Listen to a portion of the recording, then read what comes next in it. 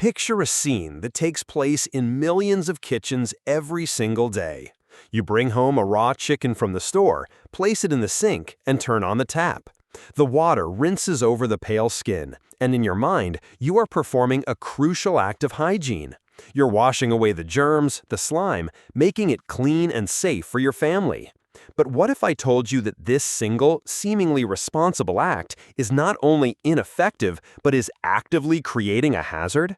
What if I told you that by washing that chicken, you are essentially detonating a microscopic, invisible biological bomb right in the heart of your home? This isn't scaremongering. It's a scientifically proven fact backed by decades of research from health authorities like the Centers for Disease Control and Prevention, or the CDC. And today, we're going to dismantle this dangerous myth piece by piece and show you why you must stop washing raw chicken immediately. The core of the problem lies with two notorious bacteria, Campylobacter and Salmonella. These are the primary foodborne pathogens found on raw poultry. You cannot see them, smell them, or taste them. According to the CDC, Salmonella alone causes about 1.35 million infections, 26,500 hospitalizations, and 420 deaths in the United States every year. Campylobacter is just as widespread, causing an estimated 1.5 million illnesses annually. And one of the most common vehicles for these bacteria to enter our bodies is through improperly handled poultry. Now, the logical assumption is to wash these germs away. The thinking is simple: water cleans things. Unfortunately, when it comes to bacteria on raw chicken, water doesn't cleanse, it disperses. It weaponizes the very germs you're trying to eliminate. This process is called aerosolization. When the stream of water from your faucet hits the surface of the raw chicken, it doesn't just gently rinse the bacteria down the drain. Instead, the force of the water creates tiny droplets, an invisible spray of contaminated water.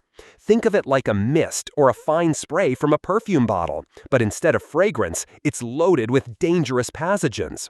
Research conducted by the USDA and North Carolina State University visualized this exact process. They found that these bacterial droplets can travel an astonishing distance, up to 3 feet in every direction from your sink. 3 feet. Let that sink in. That's your countertops where you might prepare a salad later. It's your drying rack filled with clean dishes, your spice containers, your utensils, the dish soap bottle, your dish towel, and even your clothes or your arms. Your entire sink area and a significant portion of your kitchen becomes what we can call a contamination zone, a blast radius from that biological bomb.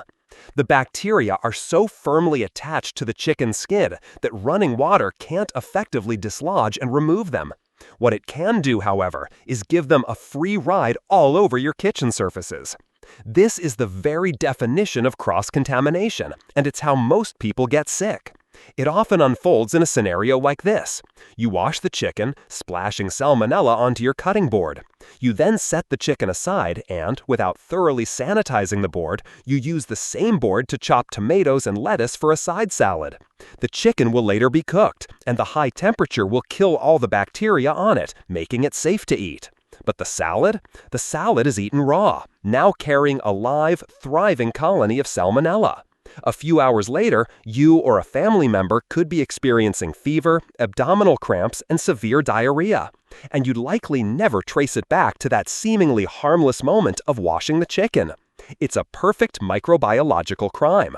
The enemy you are trying to fight has simply moved to a new, unexpected location where it can do the most damage.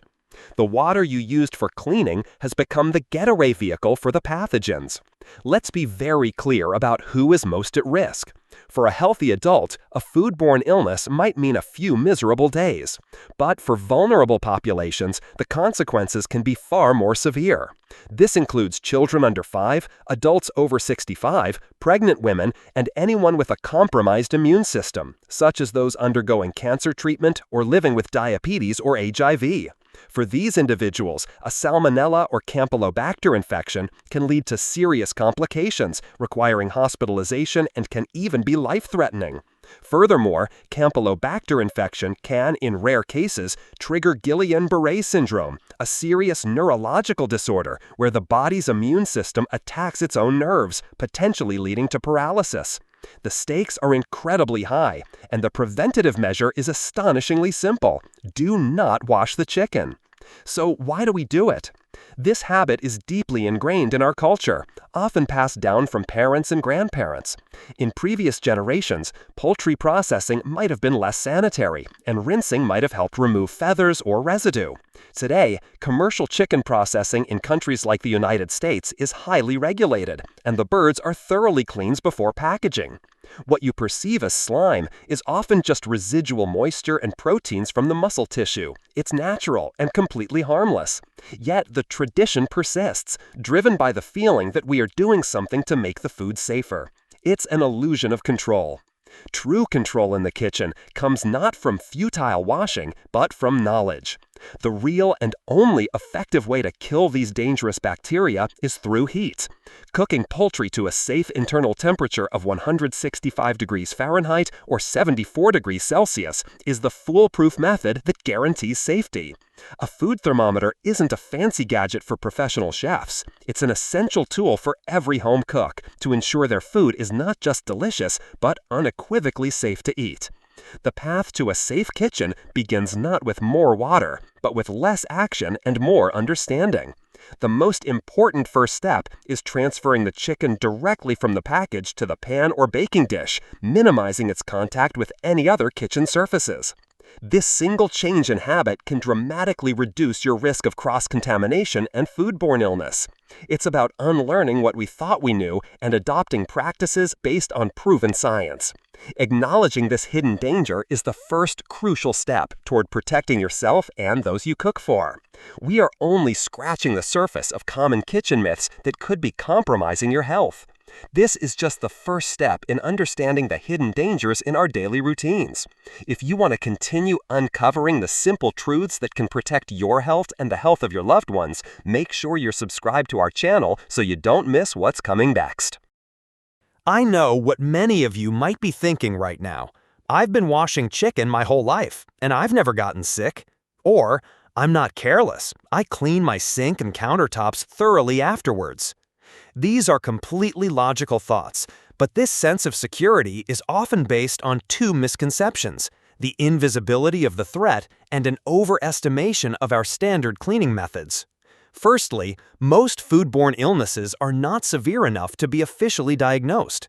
That sudden 24-hour stomach flu you had last month? That unexplained bout of diarrhea and cramps? There's a significant chance it was a mild case of food poisoning that you attributed to something else. We often don't connect the illness to a meal eaten a day or two prior. Secondly, and more critically, bacteria like Salmonella and Campylobacter are far more resilient and insidious than we give them credit for. They don't just land on a surface and wait to be wiped away. They are survivors. Once these pathogens are aerosolized and land on your kitchen surfaces, be it stainless steel, granite, wood, or plastic, they don't just sit there politely. They can begin to form something called a biofilm. A biofilm is a microscopic fortress. It's a community of microorganisms that adhere to a surface and encase themselves in a protective, slimy, glue-like substance. This shield makes them incredibly resistant to being simply wiped away with a wet cloth or a little soap. It's why you can scrub your sink and countertops and still leave behind hidden colonies of dangerous bacteria. According to public health data, Salmonella can survive on a dry countertop for up to 4 hours, and some studies have shown survival for much longer, even days, depending on the surface and conditions. So, when you quickly wipe down the area after washing the chicken, you might be removing the visible grime, but you are likely leaving behind these entrenched, invisible bacterial garrisons, ready to contaminate the next thing that touches them. Now let's address another common practice: washing the chicken with an acidic solution like vinegar or lemon juice. The rationale seems sound. After all, acids are known for their cleaning and antimicrobial properties. However, this method is also a dangerous myth. While it's true that a high concentration of acid can kill bacteria, the way we use it in the kitchen is completely ineffective. For an acid to work as a sanitizer, it requires sufficient concentration and, most importantly, sufficient contact time. We're talking about several minutes of soaking, not a quick rinse under the tap. Splashing the chicken with a bit of vinegar water for a few seconds does practically nothing to the bacterial load. Even worse, it gives you a false sense of security while doing absolutely nothing to solve the primary problem, the aerosolization. You are still blasting pathogens all over your kitchen that are just now coated in a fine vinegary mist. The risk of cross-contamination remains exactly the same, perhaps even higher, because you believe you've sanitized the bird and might be less careful with subsequent cleaning. The true path to kitchen safety is not about adding more steps, but about being smarter with the steps we take. It requires a complete shift in our mindset, from cleaning the chicken to containing the risk. The new rule is simple. The chicken moves from the package to the pan with as little interaction with the rest of your kitchen as possible. Let's walk through what this looks like in practice. First, create a dedicated raw poultry zone. This should involve a specific non-porous cutting board, plastic or acrylic is ideal, used only for raw meat and nothing else. Never use a wooden cutting board for raw poultry, as the porous nature of wood can harbor bacteria deep within its fibers, making it incredibly difficult to truly sanitize. Have your baking sheet, pan, or bowl ready right next to your preparation zone before you even open the package. When you're ready, open the chicken package directly over your dedicated cutting board, or even in a clean, empty sink, which you will fully sanitize later. This minimizes drips on the counter or floor. Transfer the chicken from the package to the board. Now, what about the sliminess or excess moisture that so many people are trying to wash off? There's a safe and culinarily superior solution. Pat it dry with paper towels. By gently patting the chicken surface, you remove that excess moisture without creating any splash or aerosolization. Immediately dispose of these paper towels in the trash, and then wash your hands thoroughly. This simple act not only avoids the biological bomb scenario, but also helps you cook better. A dry surface on the chicken allows the skin to get crispier and the meat to brown more effectively, a chemical process called the Maillard reaction, which is responsible for creating a deep, savory flavor.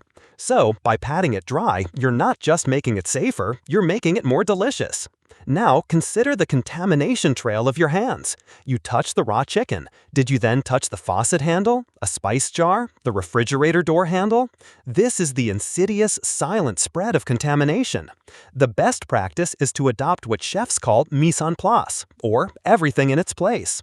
Before you touch the raw chicken, have all your seasonings measured out in small bowls. Have your oil ready.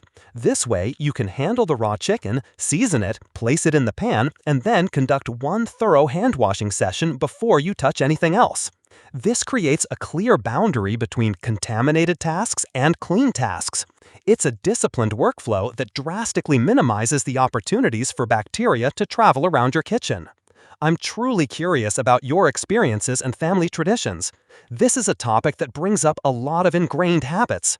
Is washing chicken a non-negotiable step in your household? Or is this information confirming a suspicion you've always had? Let us know in the comments below. This is a judgment-free space for us all to learn and improve our practices together. Your story might help someone else rethink their own habits. And if these practical, science-backed tips are already reshaping how you view kitchen safety, imagine the wealth of knowledge we still have to share. This journey into a safer, healthier home is just beginning. Make sure you become part of our informed community by hitting that subscribe button, because you don't want to miss the crucial final step: the definitive, professional-grade protocol for sanitizing your kitchen after handling raw poultry. We've dismantled the myth of washing chicken, and we've established a safe, contamination-contained workflow for preparation. Now we arrive at the final, non-negotiable step: the complete sanitization of your workspace. This is where we ensure that no rogue bacteria, no remnants of the biological bomb are left behind. Merely wiping down your counters is not enough. To be truly safe, you need to follow a two-step process embraced by professional kitchens and mandated by health departments worldwide. First, you clean, then you sanitize. They are not the same thing. Cleaning is the physical act of removing visible food particles, grease, and grime. You do this with soap and hot water. Take a dedicated sponge or cloth, not the one you use for your dishes, and thoroughly scrub all the surfaces that may have come into contact with the raw chicken or its juices. This includes the dedicated cutting board, any utensils you used, and the sink basin itself. The soap helps lift the dirt and grease, and the friction of scrubbing physically dislodges particles. Rinse everything with clean water. Now your surfaces look clean, but the invisible enemy might still be lurking. This is where sanitizing comes in. Sanitizing is the chemical process of reducing the number of microorganisms on a surface to a safe level. This is the step that kills the remaining Salmonella and Campylobacter. You do not need expensive, fancy commercial sanitizers. One of the most effective and affordable options is already in your home: regular, unscented household bleach. But the concentration is absolutely critical. You are not flooding your kitchen with bleach. You are creating a precise, food-safe sanitizing solution. Here is the official CDC recommended ratio: 1 tablespoon of bleach per 1 gallon of water. Or, for a smaller amount more suitable for a spray bottle, use 1 teaspoon of bleach per 1 quart of water. It's vital to mix this solution fresh each time you use it, as bleach can lose its effectiveness when diluted and stored over time. Once mixed, apply this solution to your clean surfaces: the cutting board, the sink, the countertops, and even the faucet handles. And here's the most important part: let it sit. Don't wipe it off immediately. The sanitizer needs contact time to do its job. Let it air dry or wait at least 1 to 2 minutes before wiping it down with a clean, dry paper towel. This contact time is the death knell for any lingering pathogens, ensuring your kitchen is not just visually clean, but microbiologically safe. For your dedicated plastic cutting board, you can also place it in the dishwasher if you have one, as the high heat and detergents are highly effective at both cleaning and sanitizing. I understand that changing a lifelong habit is difficult. Our brains are wired for routine, and the act of washing chicken is often an automatic motor program, something we do without even thinking. Overcoming this requires conscious effort. For the next few times you prepare chicken, you may need to pause and actively remind yourself of the new protocol. You might even consider placing a sticky note near your sink that says, "Don't wash the chicken," or "Pat dry only." It sounds silly, but these small physical cues can be incredibly effective at overriding an old habit and building a new, safer one. The unease you might feel by not washing it is simply your brain resisting a change in routine. But this feeling will fade, and it will be replaced by the confidence that comes from knowing you are handling food in the safest possible way, grounded in undeniable scientific evidence. So let's bring everything together in a clear, powerful summary. Myth number 1: washing chicken makes it cleaner. The reality: it does nothing to the bacteria attached to the skin and contaminates your kitchen through aerosolization, creating an invisible 3-foot blast radius of pathogens. Myth number 2: you can kill the bacteria with water, vinegar, or lemon juice. The reality: a quick rinse is completely ineffective. The only surefire way to destroy these harmful bacteria is to cook the chicken to a safe internal temperature of 165 degrees Fahrenheit or 74 degrees Celsius. A food thermometer is your single most important tool for guaranteeing this safety. It's not an option, it's a necessity. The solution: adopt a clean workflow. Move the chicken directly from the package to a dedicated, non-porous cutting board. Pat it dry with paper towels to remove excess moisture for both safety and better cooking results. And finally, after you are done handling the raw poultry, clean all surfaces with soap and water, and then sanitize them with a properly diluted bleach solution. The health of your family is paramount, and the power to protect it is, quite literally, in your hands. It begins by unlearning a single dangerous habit and replacing it with knowledge. The kitchen should be a source of nourishment and joy, not a source of preventable illness. If this video has opened your eyes and armed you with the confidence to change your routine for the better, please support our mission to spread factual, life-saving information by hitting that like button. Your like helps the algorithm show this video to more people who need to hear this message. And most importantly, subscribe and turn on notifications. Our channel is dedicated to debunking dangerous health myths and empowering you with the knowledge to live a safer, healthier life. Don't forget to share this video with your friends, your parents, your loved ones, anyone who you think might still be washing their chicken. A simple share could prevent a serious illness.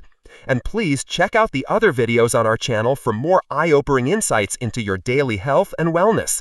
Stay informed, stay safe, and we'll see you in the next video.